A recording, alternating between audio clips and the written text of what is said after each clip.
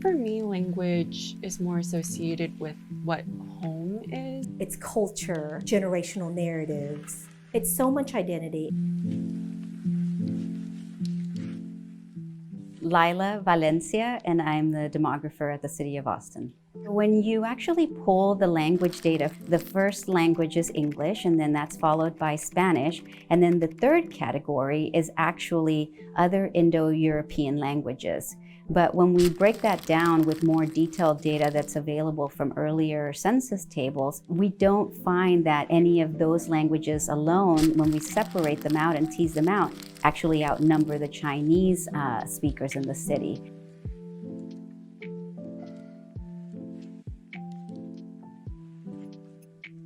Hi, my name is Jenny Tinghui Zhang. I am the author of Four Treasures of the Sky. I'm also a Chinese American in Austin.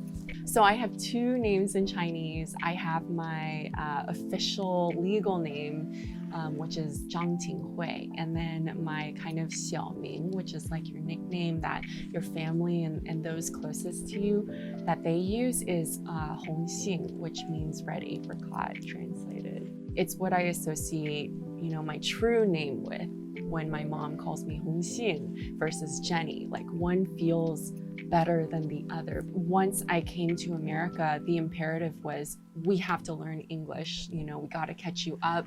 And a big part of that was also out of protection. Being bilingual and being bicultural and having to learn that language for survival, it's a very different experience than whenever I chose to learn Spanish in 9th grade because I had to take a foreign language.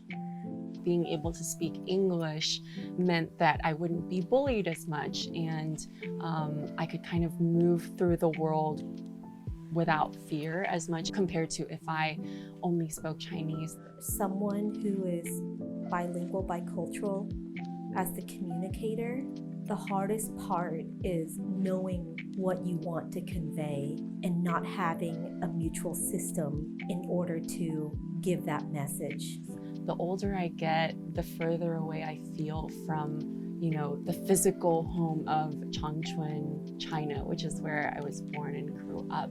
And the more I can say, I'm an Austinite, I'm a Texan, I'm an American, Asian American. So I find myself gravitating towards learning Chinese, learning Mandarin, because I've kind of lost the language as I've grown older, and feeling this yearning to kind of reconnect with that 4- or 5-year-old Jenny who could speak it so well and could recite poems and the legend of Sun Wukong, and just wanting to reconnect a little bit more. Looking back on it, I think about my mom. Time was always a really big thing for her, and we always got to places way early. But now, looking back on it, I think she got to places early because she didn't know the language as well. So looking at the signs, where do I get off? How do I navigate these processes and these systems that I've never been exposed to before? Like, how do I do all of those things?